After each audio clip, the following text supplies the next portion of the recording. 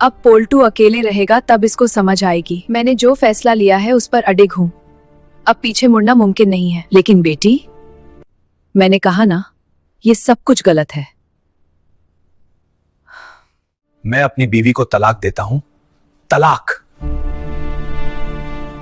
मैं भी तुम्हारे साथ नहीं रहूंगी।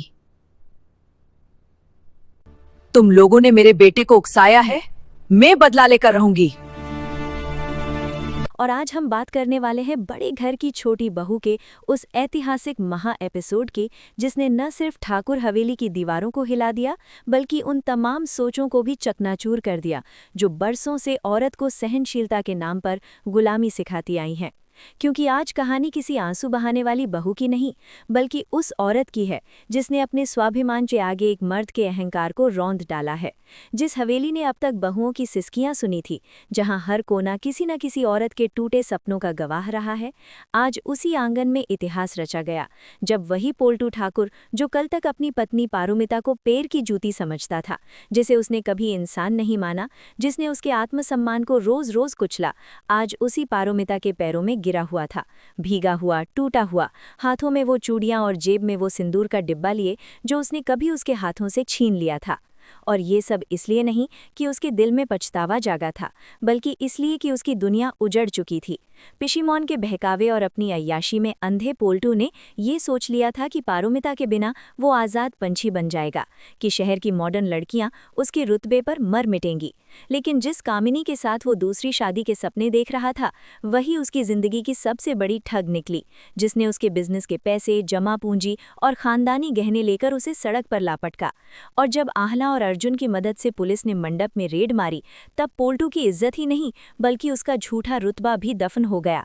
अब जब देनदार पीछे पड़ गए, दोस्त मुंह मोड़ गए और पुलिस केस का डर सिर पर मंडराने लगा, तब उसे याद आई वही पारुमिता जिसे वो कभी बोझ समझता था।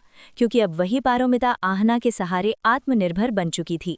उसकी टिफिन सर्विस और मिठाइयाँ पूरे कोलकाता में मशहूर थीं। उसके बैंक अकाउंट में उसकी अपनी मेहनत की कमाई थी, और यही बात पोल्टू को चुंबक की तरह वापस खींच लाई। पिशीवॉन ने आखिरी दांव खेलते हुए उसे सिखाया इमोशनल ब्लैकमेल, और उसी दांव के साथ मूसलाधार बारिश के बीच पोल्टू ठाकुर हवेली में दाखिल हुआ, जहां दुर्गा देवी, अमरदारा, चारुलता, नीता, मिली, अर्जुन और आहना मौजूद थे। और पारुमिता जब उसे देखती है तो एक पल के लिए पुराना रिश्ता उसकी आंखों में तैर जाता है। लेकिन इससे पहले कि कोई कुछ समझ पाता, पोल्टू उसके पैरों में गिर पड़ता है, फूट फूट कर रोता है, माफ़ी मांगता है, खुद को अनाथ बताता है। और यही वो पल होता है जब घर की कई औरतों का दिल पसीजने लगता है, क्योंकि उन्हें बचपन से सिखाया गया है कि माफ़ी ही नारी का सबसे बड़ा गुण है।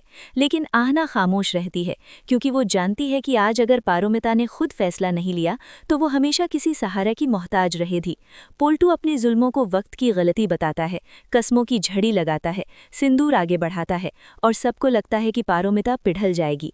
यहाँ तक कि पोल्टू के चेहरे पर जीत की हल्की मुस्कान भी उभर आती है। लेकिन तभी पारुमिता झुकती है, उसे उठाने के लिए नहीं, बल्कि सिंदूर का डिब्बा उठाकर कूड़ेदान में फेंक देती है। और वही पल पूरे हॉल में सन्नाटा भर देता है, क्योंकि अब सामने खड़ी औरत कोई सहमी हुई पत्नी नहीं, बल्कि अपने आत्मसम्मान पर खड़ी एक स्वतंत्र इंसान है। पारुमिता साफ शब्दों में कहती है कि उसके पैरों में गिरने से पाप नहीं धुलते, कि पोल्टू आज भी नहीं बदला, बल्कि सिर्फ नफा नुकसान देख रहा है, कि ये प्यार नहीं, सौदा है। और जब पिशीमोन सुहाग और समाज का डर दिखाती हैं, तब पारुमिता पहली बार आंखों में आंखें डालकर कहती है कि अगर ऐसा सुहाग और ऐसा देवता चाहिए तो उसे नहीं चाहिए।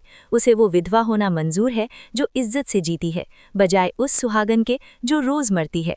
फिर वो लिफाफा निकालती है, तलाक के कागज, और उसी पल कहानी पूरी तरह पलट जाती है, क्योंकि अब पोल्टू गिड़गिड़ाने से धमकाने पर आ जाता है, कोर्ट की धमकी देता है। लेकिन पारुमिता बिना डरे सबूतों की बात करती है, दूसरी शादी की कोशिश, जुल्म, गवाह, सब कुछ। और आहना एक सोशल वेलफेयर ऑफिसर के तौर पर उसे आखिरी चेतावनी देती है, जिसके बाद पोल्टू टूटे हुए अहंकार के साथ कांपते हाथों से साइन करता है और वहां से निकल जाता है। पिशीमोन भी हार मानकर पीछे हट जाती हैं, और हवेली में जो सन्नाटा छाता है वो मातम का नहीं, बल्कि जीत का होता है, क्योंकि पारुमिता ने सिर्फ अपना रिश्ता नहीं तोड़ा, बल्कि उस सोच को भी तलाक दिया जो औरत को सहने पर मजबूर करती है। लेकिन दोस्तों, कहानी यहीं खत्म नहीं होती, क्योंकि पोल्टू की नज़रों में जाते वक्त जो जहर था वो आने वाले तूफान का इशारा है। पिशीमोन का बदला अभी बाकी है, रुम्पा और पोल्टू की संभावित साजिशें सामने हैं और आहना की प्रोफेशनल मुश्किलें भी सिर उठाने वाली हैं। यानी ये जीत सिर्फ एक पड़ाव है, जंग अभी बाकी है और आने वाले एपिसोड्स में यही जंग इस कहानी को और भी खतरनाक मोड़ देने वाली है।